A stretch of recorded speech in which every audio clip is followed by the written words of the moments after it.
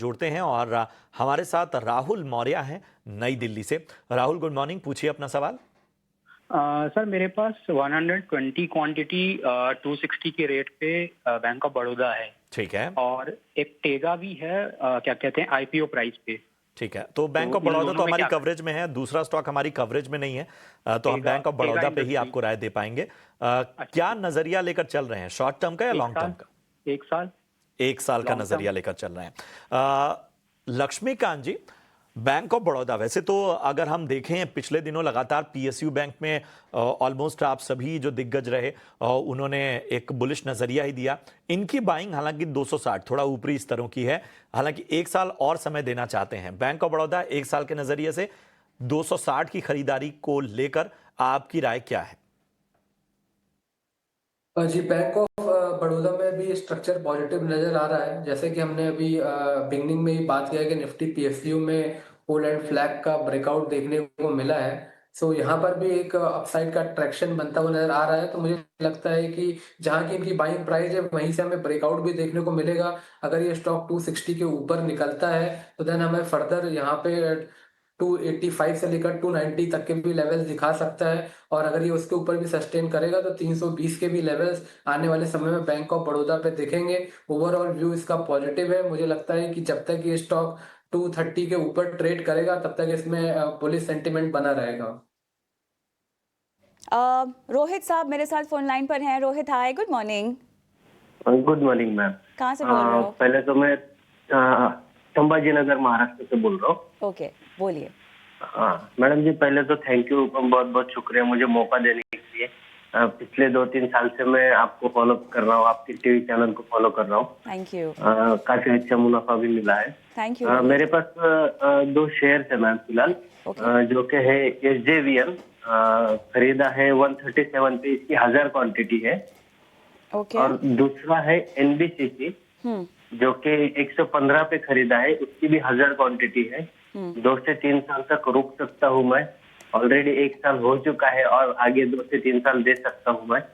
तो इसके लिए भी मुझे पूछना था। और एक सवाल था, मुझे कुछ नया निवेश भी करना है, जिसके लिए मैंने NMDC चुना हो और एक bank of south Indian bank चुना हो। तो दोनों में से कौन सा अच्छा रहेगा, तो थोड़ा प्लीज गाइड कर दीजिएगा। ठीक है, ऑलराइट रोहित, आपकी नई खरीद पे आपको गाइड करेंगे और साथ ही जो हमारी अप्रूव लिस्ट में स्टॉक है वो है NBCC, उस पर आपको सलाह देते हैं। मुझे आप बता पाएंगे आपको कितना और समय देना होगा NBCC में, बिकॉज फिलहाल तो घाटे में दिखाई दे रहे हो रोहित। नहीं मैम, NBCC 115 पे खरीदा हुआ है।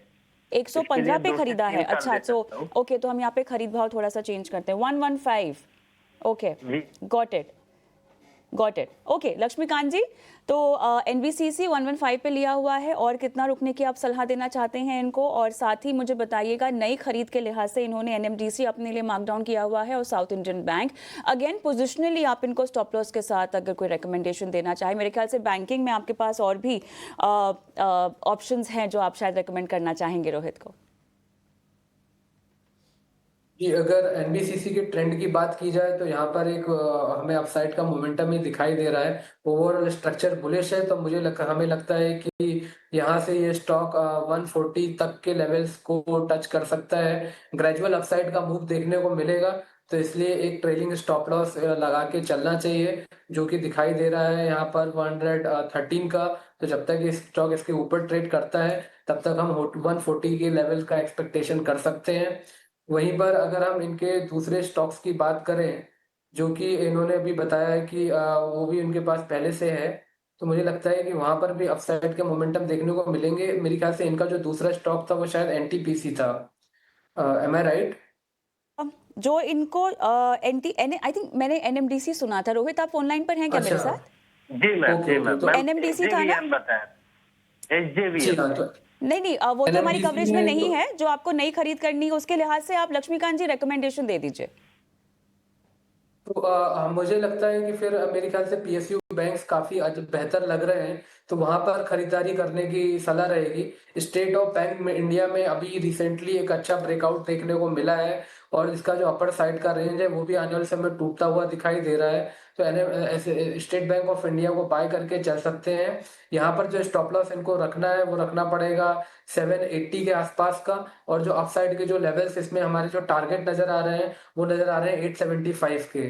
सो मुझे लगता है कि एसबीआई में इनको बाय करके चलना चाहिए। 875 टारगेट, 780 का स्टॉप लॉस आपको रेकमेंड किया जा रहा है एज पर